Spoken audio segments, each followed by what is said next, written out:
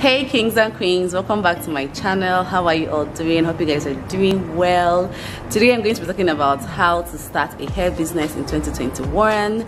So yeah, I'm going to just clear some of the things I got at the back. So I got some of my what do you call it now, my hair, the bags I use for my delivery, my hair bags, is that what they call it? So yeah, I got some of those bags yesterday. They came in yesterday and I just packed them at the back. So I want to just clear some of them now and just make space so that I can sit down and have this nice chat with you guys. If you want to know how to start a hair business, if you want to get tips on how to start a hair business, please keep on watching.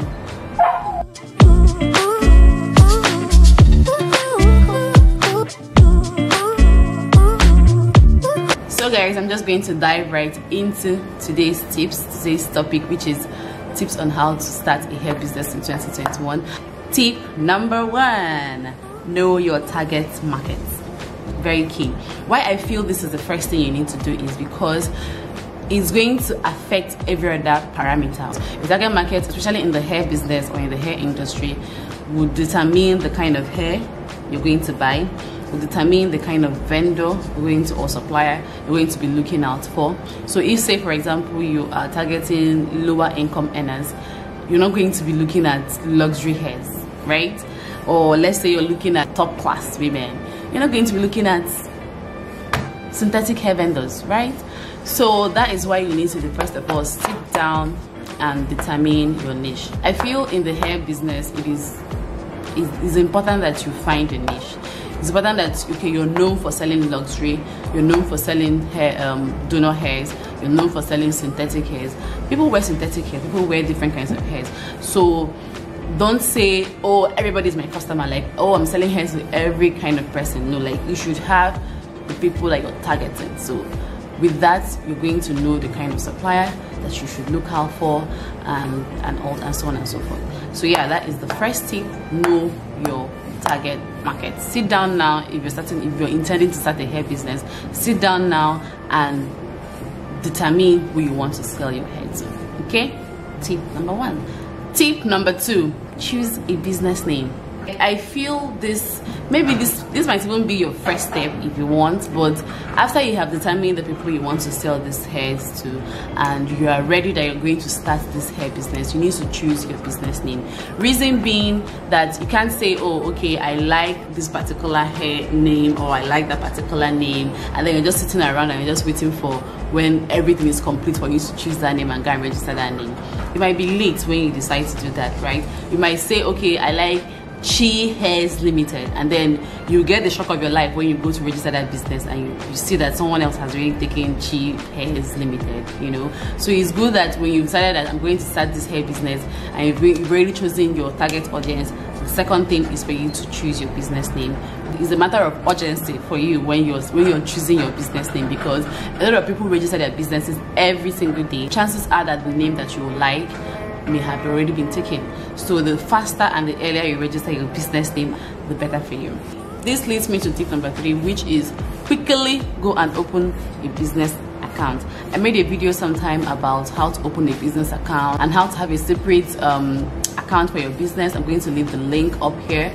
You need to go and check out that video, because when you're ready to start a business and when you're serious about starting a business, these are the things that you need to put in place. You need to separate your personal income from your business income, right? So when you have registered the business with in Nigeria, in the case of Nigeria, you have to register it with CAC and then get your TIN, which is your tax identification number, get that from FIRS. When you've done that, you need to go and register, or you need to go and get a business account in that name. So let's go through it again. The first tip is know your target market. The second tip is choose a business name and make sure you register it, and make sure the business name is simple and straight to the point. The third tip is, with that business name that you have registered, go and open a business bank account, because you are in business to make money. So after you've secured your business name, secured your business bank account and all that, the next thing, which is very, very, very important, is to do your research. Do your research. I know a lot of people on the internet are selling vendor lists. You pay for 5,000 naira or $20 or whatever, and you're feeling like, okay, I can just easily pay that and just get this vendor list and then go straight into it. The reason why I wouldn't say you should buy, I'm not saying you shouldn't buy vendor list. I mean, if you have the money and you feel it's good for you, then that's fine. But I feel it is also important that you do your research yourself, because buying a vendor list and getting a vendor off a vendor list is like you're just going by somebody else's opinion. You know, if somebody's telling you that, oh, I feel XYZ vendor is good, so definitely want to check them out, go and buy from them, and then you quickly go and run to them and then you buy from them, and then you find out that this probably is not what you want. So that's why I feel it is important that you should go and do your own research yourself. If you want to probably buy a vendor list, maybe because you want to just see what they have there, or you also want to just, you know, check out other hair vendors or hair suppliers and all that, that's fine. You also want to find out you know, the terminologies in the industry.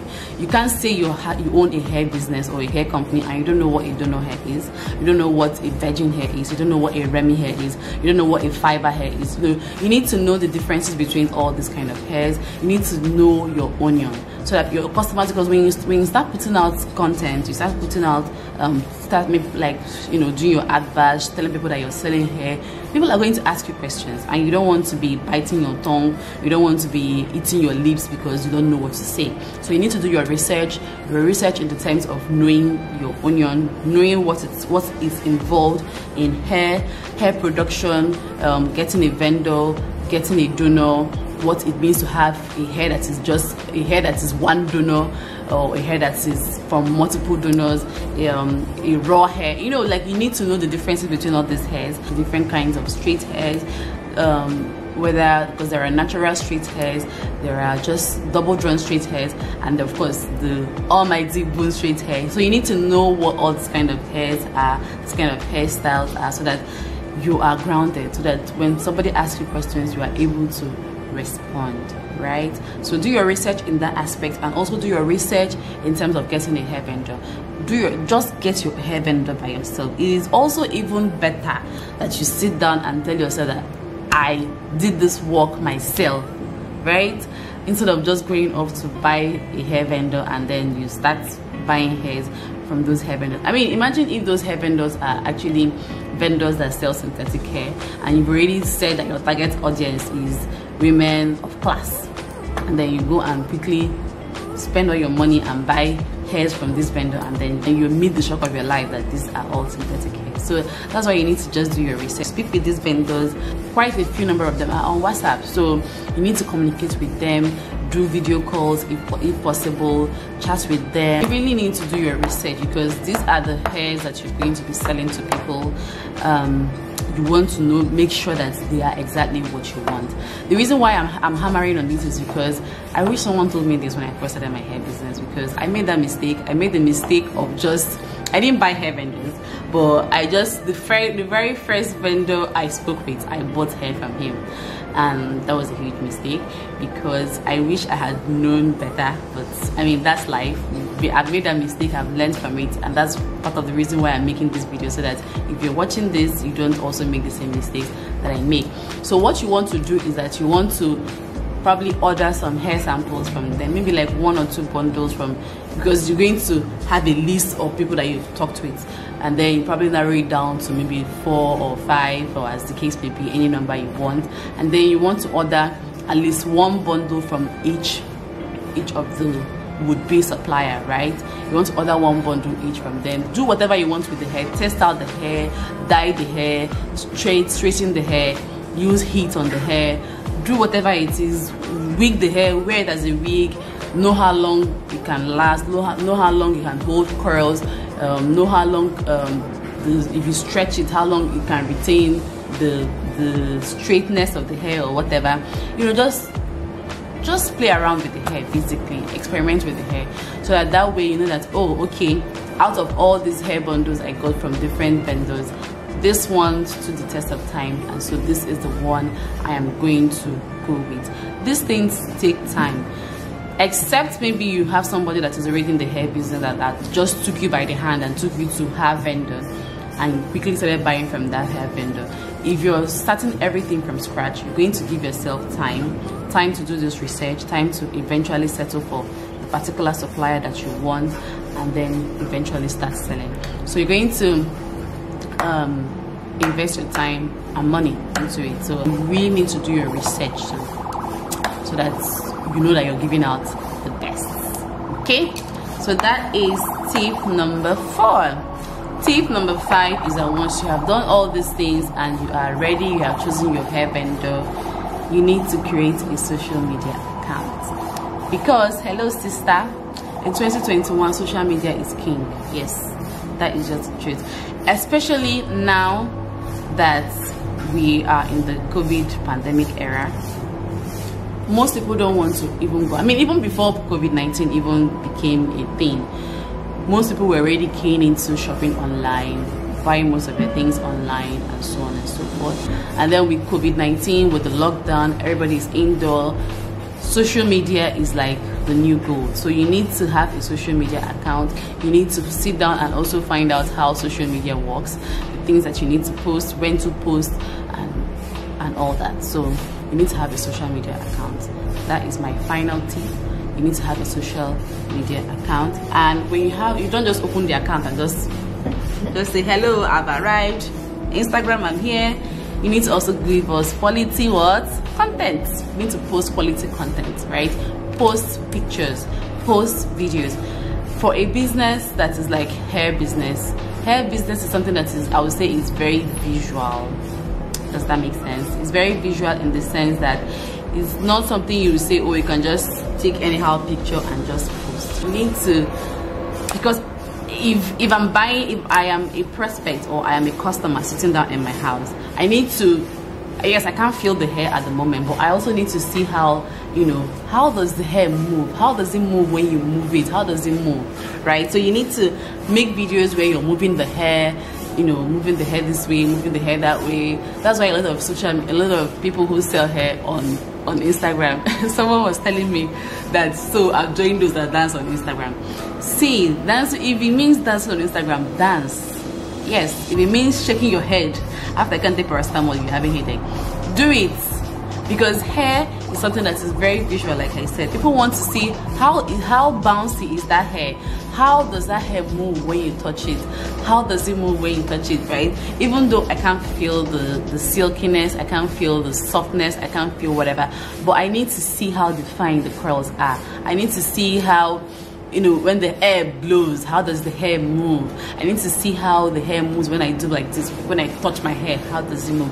So if it means doing that for your customers, do that for them, because they're sitting down in their homes and they are watching your Instagram page and you need to give them content. So open a social media account and post pictures, post videos. So though of course they're going to post too, so you can post a picture of your hair where you're showing them, this is the highlights of the hair, these are the colors of the hair and all whatnot. Then that same hair, make a video of that same hair where you're showing them how the hair is moving. Okay, so you need to do that, and you need to give people clear pictures. And when you post on Instagram, I also need to say this, I also need to give out this tip as well, because I feel a lot of people are doing that on Instagram and on social media. Do not over edit your pictures. Will I say over edit? I'm not saying you shouldn't edit, but like there is this kind of edit that probably you want to add shine. Maybe you were not able to put oil on the hair and you want to add shine to the hair. You can just edit and add shine, knowing fully well that when somebody eventually buys that hair and puts a little oil, it is going to be like that. So that's the kind of editing that you want to do. But don't, when you know your hair is not so smooth, don't edit it, or don't use some applications that will make the hair look very smooth and very silky when you for a fact know that the hair is not as smooth and silky as you're posting. So because you don't want people to term your page as a page where, or term your company as a company where you buy something and you don't receive what you bought. So let it not be a case of what I bought versus what I received. So you don't want that for your hair business. Make quality videos, make nice videos. If the particular hair that you're trying to market has maybe like flyaway hairs, which every hair has flyaway hairs by the way, But if they have flyaway hairs and all that, you can make a video where you are showing your customers those flyaway hairs and also show them what to do about the flyaway hairs, right? But don't come and lie that maybe your hair does not have flyaway hairs, or that maybe your hair is as shiny as you're showing, when you know for a fact that it's not that shiny. So I guess you understand the gist of what I'm trying to say. Post quality pictures, but don't overdo it. Just post pictures that are as good as they can be. Post videos that are as good as they can be, right? So guys, these are basically the tips I have for you guys. I also need to mention this: in the course of all these things, you're going to spend money. You definitely have to spend money if you're getting quality. You also need to know, have that at the back of your mind. All right, so these are my humble tips for you for starting a hair business in 2021. There is no time that is late to start anything. I need to say that there is no time that is late. Anytime you wake up now and say, I'm starting this particular, even if it's not a hair business, any particular kind of business, anytime that you wake up and say, you know what, I'm going to start doing this thing, that is the best time for you to start. So don't say, oh, people have been doing this for years, so I'm going to meet competition, so because of that I'm not going to start. Don't tell yourself that. Don't tell yourself that. Anytime that you decide to start something is the very best time for you to start that thing. So in 2021, we are just in the 3rd month of this year. We are just in the month of March, so you have a whole year in front of you. Start that hair business if you want. Start that business even if it's not hair, any kind of business that you want to start it this year. There is no better time than now. So guys, I hope you guys enjoyed my video. If you did, give it a thumbs up, subscribe to my channel if you have not, like my video, share my video, let's chat in the comment section, and I'll see you guys in my next video. Bye.